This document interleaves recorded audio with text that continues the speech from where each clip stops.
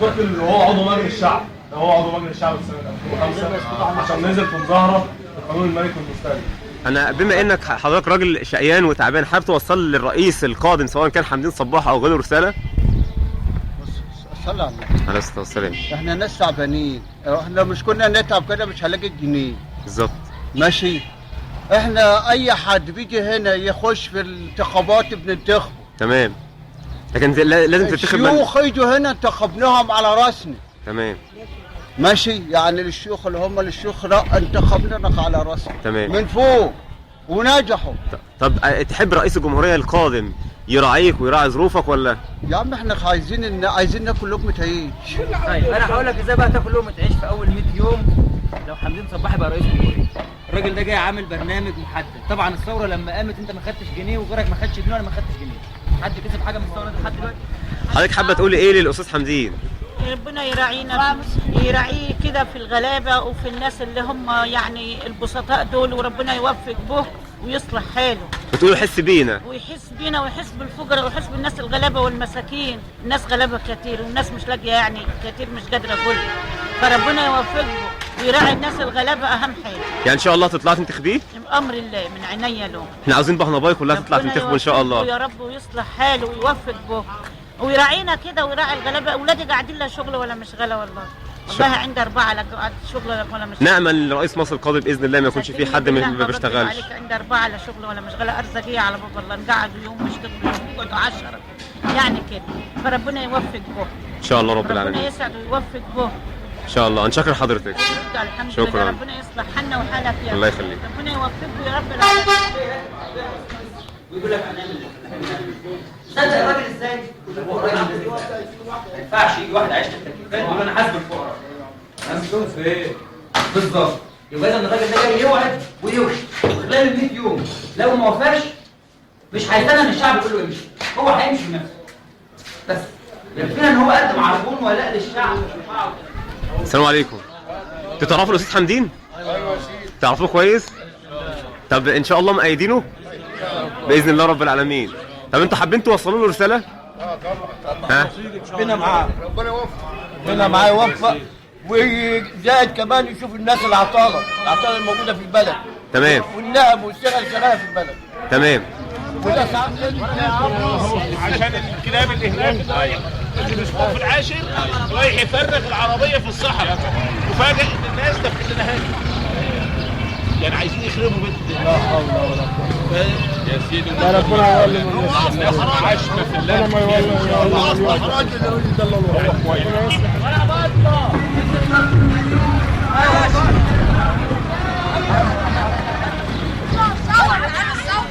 ايه دوت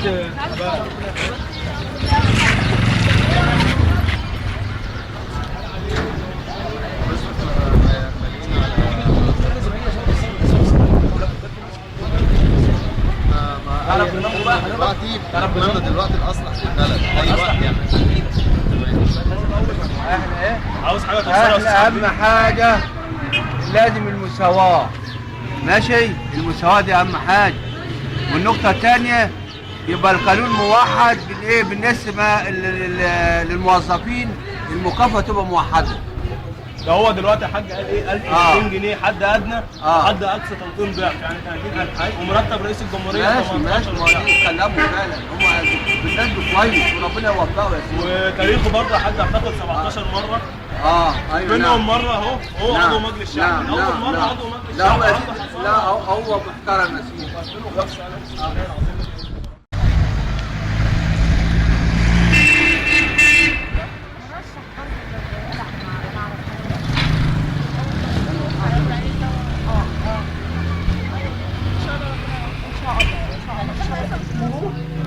الناس تسوق عليه. يعني الحق شيء 1200 جنيه حد ادنى. ماشي 30 ضعف حتى اقصى. قال لك هينزل على الفلاحين في مصر. هينزل ايوه هيوفر لوظائف. احنا عشان محتاجين احنا مصر عشان تحل ازمتها محتاجه 55 مليار. 55 مليار دول والحد الاقصى هيوفر لك 13 مليار بس.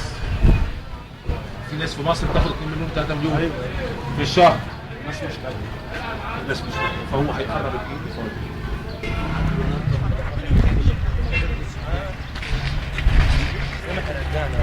طب انا هروح الثالث رجال الاعمال مش عارف اللي عندهم ايه، لانها بخير البلد هيجيبوا عشر ثروتهم من البلد، حاجه كده زي ايه، زي الاصلاح الزراعي اللي حصل. رقم 3 هيعمل ايه؟ دخلتوا ده يا جماعه؟ دخلت ده؟ لا، دعم البنزين والبوتاجاز والغاز. المفروض ان الدوله المظبوطه تدعم الشعب بس. عشان اقصى بص خلاص تاخد كده 2 مليون في الشهر. فهو قال لك احنا هنوفر المبالغ دي منين؟ من ايه؟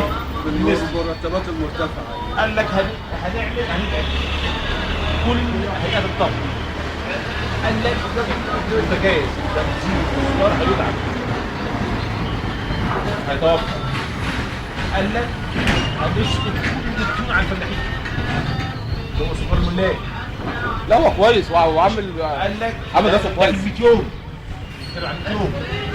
قال لك هيعمل ضريبه تخش للثروه اللي عنده اكتر متعلمة لما كانوا شغالين في المعمار وشغالين يعني اقول لك ايه؟ ما ده النتيجه ليه؟ النتيجه اللي انت اهدرت الطاقات البشريه بتاعتك المحترمه بحاجات مالهاش لازمه. ده دي شغلانه وده دي شغلانه، ده مهندس وده مهندس. الناس اللي عاشوا لا يا عم مش كده خلاص. لا انت شايف ايه؟ مين اللازم اللي معاك؟ مين اللي معاه اللازم؟ لازم فين؟ انتوا مزازين من هنا ولا من مصر؟ لا مزازين من كل حته. انا مش عارف وهيجي هات الحاج جنبي طلع على ايه بقى على النت؟ قول له تطلع الصوره دي على ايه؟ لا والله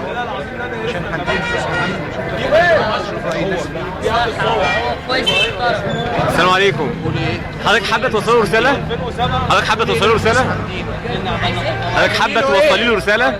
بحب اوصل له رساله، بحب اوصل له ان هو ربنا يوفقه ويبقى كويس وعشان احنا نبقى حلوين. قولي له عينيك على الغلابه، وعينيك على الغلابه وخلي بالك من الغلابه وخليك حنين عليهم. تمام؟ ربنا يوفقك.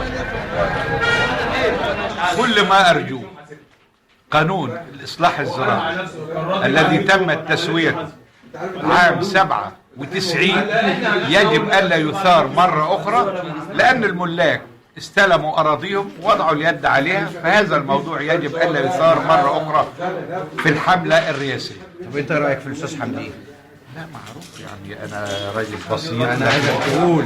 لا راجل حمدين الصباحي أنسب مرشح لرئاسة الجمهورية في الفترة اللي احنا فيها دلوقتي. شكرا حضرتك. الراجل الطيب بس هو بالنسبه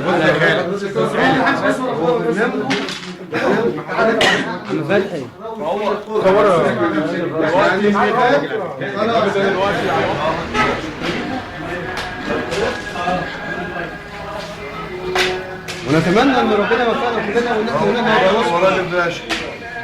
ده شريك ربنا يوفقه. وهو الراجل ده خدت بالك خير من يهتم. يعني هو بصراحه يعني بتاع الغلابه. سمعت له كذا لقاء خدت بالك في التلفزيون. احسن حاجه عجبتك ايه؟ احسن حاجه عجبتني ان هو راجل فاهم البلد ماشي وبحب شعبه طبعا. ادعي له يا حاج. ربنا سبحانه وتعالى يوفقه. اساس الاسلام العدل.